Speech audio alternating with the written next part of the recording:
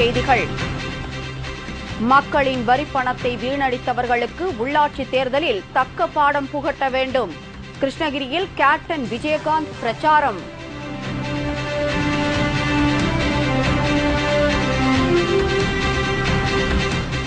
சென்னை மாநகராட்சி வாக்காளர்களுக்கு booth slip வழங்கும் பணி தொடங்கியது. 4000 ஊழியர்கள் பணியில் ஈடுபட்டுள்ளனர்.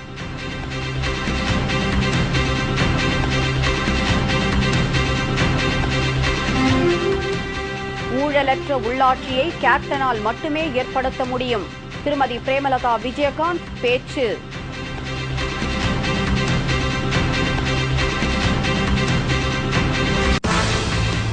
திமுக முன்னாள் அமைச்சர் சுரேஷ் ராஜன் வீட்டில் லஞ்ச ஒழிப்பு போலீசார் அதிரடி சோதனை.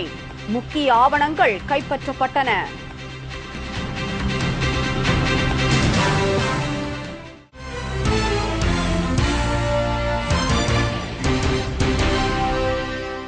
வணக்கம். விரிவான செய்திகள்.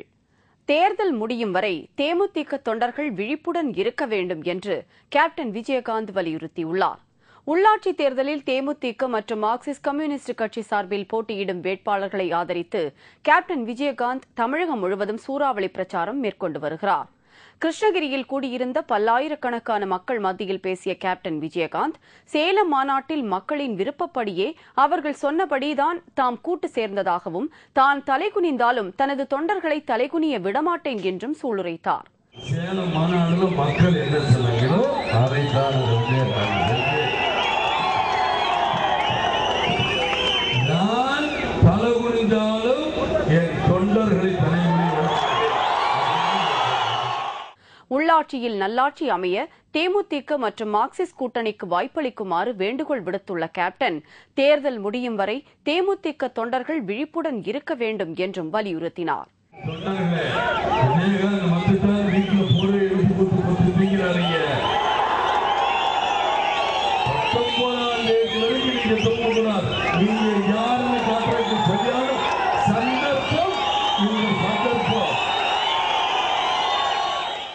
இதுவரை ஆட்சி செய்த கட்சிகளுக்கு மாறி மாறி வாக்களித்தும் பெரும்பான்மையான பகுதிகளில் சாலை வசதி, குடிநீர் வசதி, பேருந்து வசதி என எதுவுமே செய்யப்படவில்லை என்று குறிப்பிட்ட கேப்டன், மக்களின் வரிப்பணத்தை வீணடித்தவர்களுக்கு இந்த உள்ளாட்சி தேர்தலில் தக்க பாடம் புகட்ட வேண்டும் என்றும் கேட்டுக் கொண்டார்.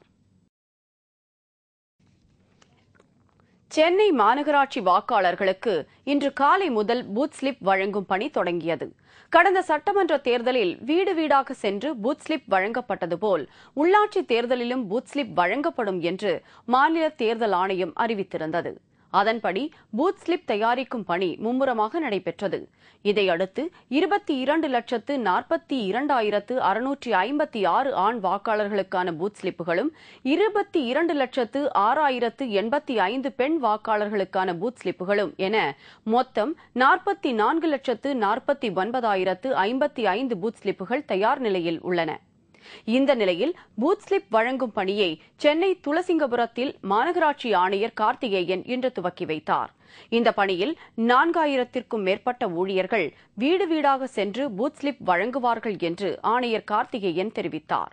வாக்காளர்களுக்கு பூத் ஸ்லிப் வழங்குற பணி சென்னை மாநகராட்சி முழுவதும் இன்று தொடங்கி இருக்கின்றது. இது 2 அல்லது 3 நாட்களுக்குள்ள கவர் பண்றதுக்கு நாங்கள் பிளான் பண்ணிட்டு இருக்கோம். வருகின்ற 12ஆம் தேதி வரை பூத் ஸ்லிப் கிடைக்காதவங்க 12ஆம் தேதிக்கு பிறகு எங்களுடைய கார்பரேஷனுடைய டோல் ஃப்ரீ நம்பர் 1913 டயல் செய்து ஃபோன் பண்ணி சொன்னாக்கா அவர்களுக்கும் கொண்டு போய் சேர்ப்போம். அதையும் மீறி ஒரு சிலருக்கு பூத் ஸ்லிப் கிடைக்கலன்னா அவங்கெல்லாம் வாக்குச்சாவடிக்கு வெளியில் மாநகராட்சி ஊழியர்கள் அமர்ந்து தேர்தல் அன்னைக்கும் அவர்கள் பூத் ஸ்லிப் வழங்குவாங்க. 2 அல்லது 3 நாட்களில் பூத் ஸ்லிப் கொடுக்கும் பணி நிறைவடையும் என்றும், பூத் ஸ்லிப் கிடைக்காதவர்களுக்கு ஓட்டுப்பதிவு நாளன்று ஓட்டு சாவடிகளில் பூத் ஸ்லிப் கொடுக்க ஏற்பாடு செய்யப்பட்டுள்ளது என்றும் அவர் தெரிவித்தார். தமிழக தேர்தல் களத்தில் வீறு கொண்டு எழுந்திருக்கும் ஒரே கழகம் தேசிய முற்போக்கு திராவிடக் கழகம்தான் என்று திருமதி பிரேமலதா விஜயகாந்த் பிரச்சாரம் மேற்கொண்டார். உள்ளாட்சி தேர்தலில் போட்டியிடும் தேமுதிக மற்றும் மார்க்சிஸ்ட் கம்யூனிஸ்ட் கட்சி வேட்பாளர்களை ஆதரித்து திருமதி பிரேமலதா விஜயகாந்த் தமிழகம் முழுவதும் சூறாவளி பிரச்சாரம் மேற்கொண்டு வருகிறார். சேலம் அம்மாப்பேட்டை காந்தி மைதானத்தில் மாநகர மேயர் வேட்பாளர் AR இளங்கோவன் மற்றும் கவுன்சிலர் வேட்பாளர்களை அறிமுகப்படுத்தி வைத்து பேசிய திருமதி பிரேமலதா விஜயகாந்த் சேலம் மாநகரம் கேப்டனுக்கு மிகவும் பிடித்த நகரம் என்று கூறினார். அதனால்தான் மாபெரும் மாநாடு, இலவச திருமணம் என்று எண்ணற்ற நிகழ்ச்சிகளை கேப்டன் சேலத்தில் தொடங்கி வைத்ததாக குறிப்பிட்டார்.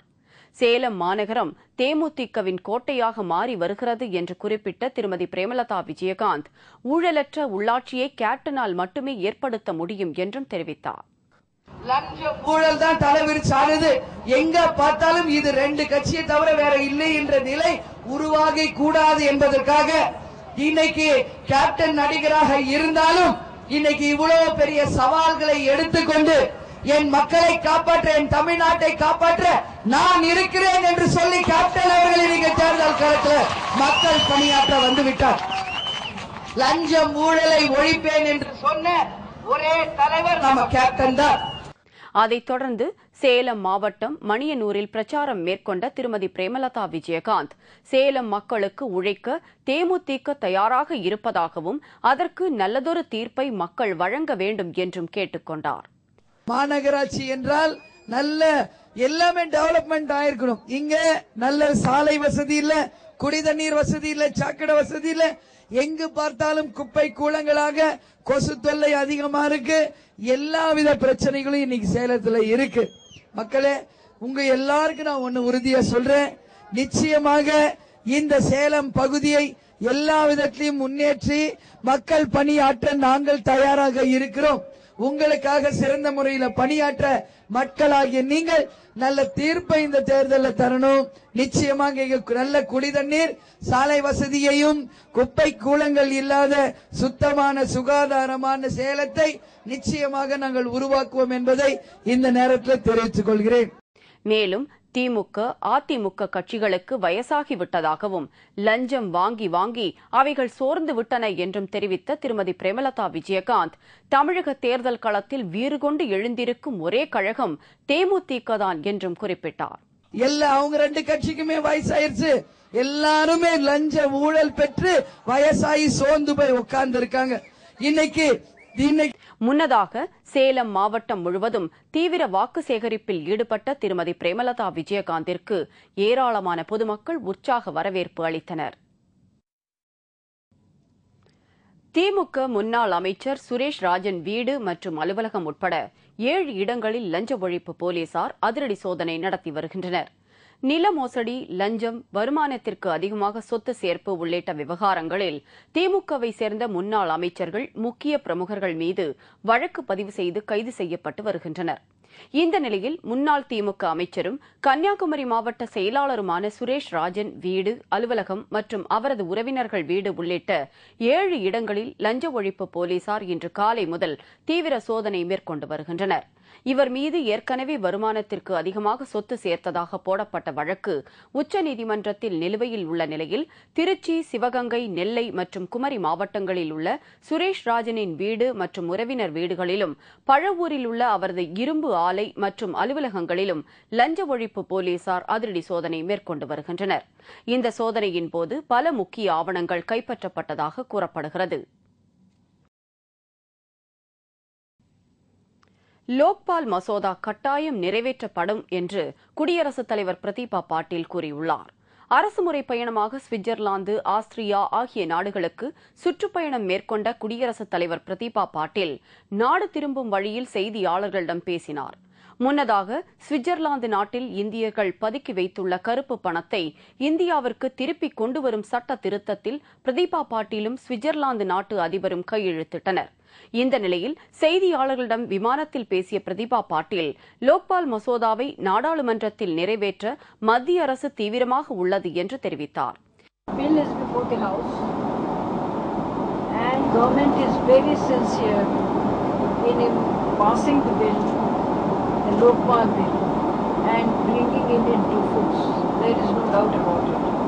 இந்தியா போன்ற மிகப்பெரிய ஜனநாயக நாட்டில் தகவல் அறியும் உரிமை சட்டம் மிக சிறப்பான முறையில் செயல்படுத்தப்பட்டு வருவது குறிப்பிடத்தக்கது என்று குடியரசுத் தலைவர் பிரதீபா பாட்டீல் தெரிவித்தார்.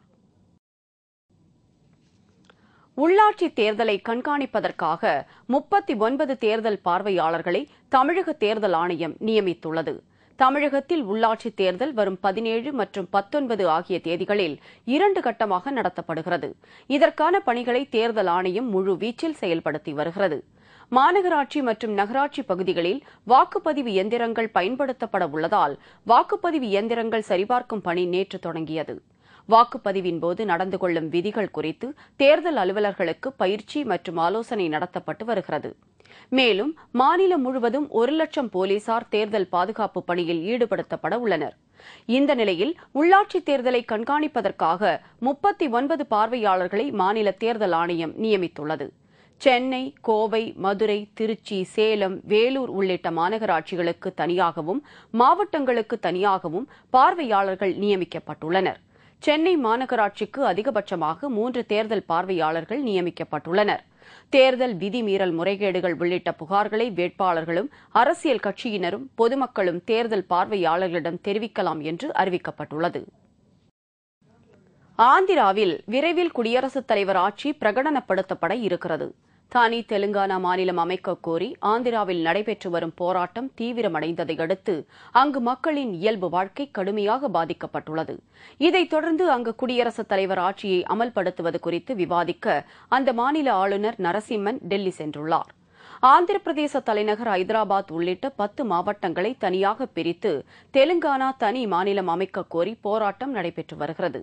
பலமுறை சமரச பேச்சிற்கு அழைத்தும் போராட்டக் குழுவினர் தங்களது நிலையில் இருந்து மாறாததால் ஆந்திர மாநில அரசு நிர்வாகம் வெகுவாக பாதிக்கப்பட்டுள்ளதை அடுத்து அங்கு குடியரசுத் தலைவர் ஆட்சியை அமல்படுத்துவது குறித்து ஆலோசனை நடத்த அந்த மாநில ஆளுநர் நரசிம்மன் டெல்லி சென்றுள்ளார். குடியரசுத் தலைவர் பிரதீபா பாட்டீல், பிரதமர் மன்மோகன் சிங், உள்துறை அமைச்சர் ப. சிதம்பரம் ஆகியோரை அவர் சந்தித்து பேச இருப்பதால் இந்த விவகாரம் முக்கியத்துவம் பெற்றுள்ளது.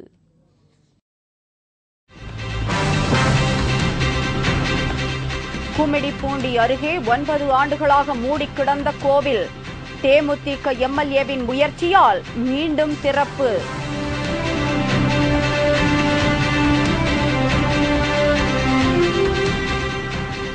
புதுச்சேரியில் மின்சாதன குடோனில் பயங்கர தீ, 25 லட்சம் ரூபாய் மதிப்புள்ள பொருட்கள் நாசம். மற்றும் பல செய்திகள் விளம்பர இடைவேளைக்கு பிறகு.